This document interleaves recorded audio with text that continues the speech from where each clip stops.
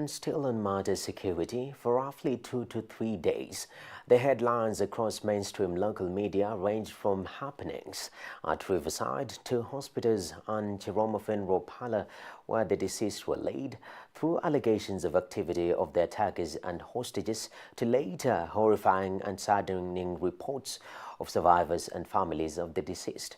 Christine Kamau explores the delicate relationship between media and security.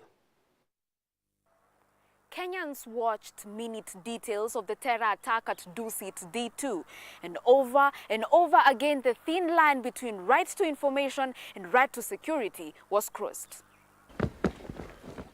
To an extremist group like Al-Shabaab, media coverage of the attack gives mileage to their cause of spreading fear amongst target nations, especially Kenya. However, at the age of digital media, live coverage of the events remain inevitable. What are the dangers? Terrorism is a crime, and especially when it's going on, it's a crime that is still ongoing. And so the facts have not yet been verified. People and their relatives are in a state of shock and panic. So I think it's time where there has to be a very step-by-step verification of information before it is released to the public. No sooner had the sharp lenses of cameras caught exclusive images of the terror scene than graphic, gory and bloody photos and clips surfaced online for the world to see. One is left to wonder, how exposed to the world was Kenya? We have to understand that terror is an emergent thing. The issue with terrorism is fear, that they want to be able to propel fear within a nation. So journalists have to remember that they are given first to the well-being of the citizens. So they have to make a distinction as to when they are dispelling truth and to when, they are fueling the agendas of terrorists.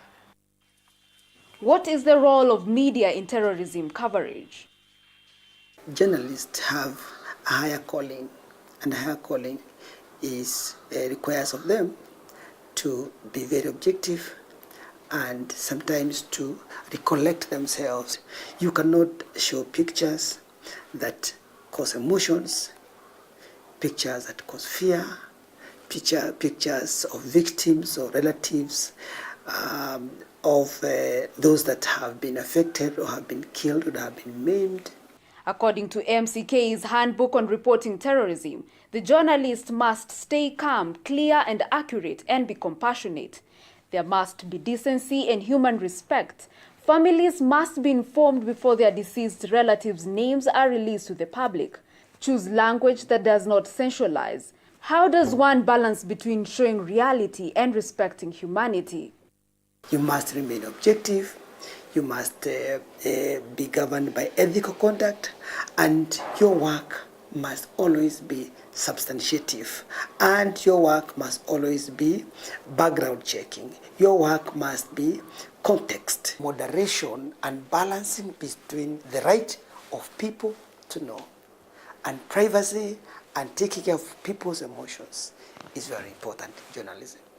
No rage was expressed with more than after American publishing house New York Times published an article that included graphic images of dead victims. Question is, does the Media Council closely regulate media content published outside the country?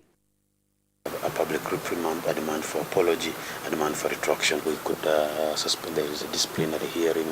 Showing pictures that are not sensationalized but give a real sense of the terrible situation. Read in part of the response of New York Times. How is the MCK going to respond since the images remain? We have a meeting with the New York top leadership later tonight to discuss that, from the executive editor and other associate editors and other to discuss the matter. So we took it out of the public deliberately because direct threats were being issued against the journalist. A 2017 report by Parliamentary Assembly of the Council of Europe on the role of media and terrorism, however, argues that modern terrorism is media terrorism. The media are attracted by extreme terrorist acts not only because it's their duty to report on any major event, but also because the dramatic and spectacular aspects of terrorism fascinates the general public. Today's terrorists exploit this and act in a way which will attract maximum attention around the world. As far as media is concerned, it should avoid playing into the hands of the terrorists by restricting the dissemination of graphic photos and over sensational information. maintaining the dignity of the nation and the people so unfortunate to be victims of a terror attack is a principle. But a gameplay continues between objectivity, reality, and humanity. Christine Kamau, KUTV.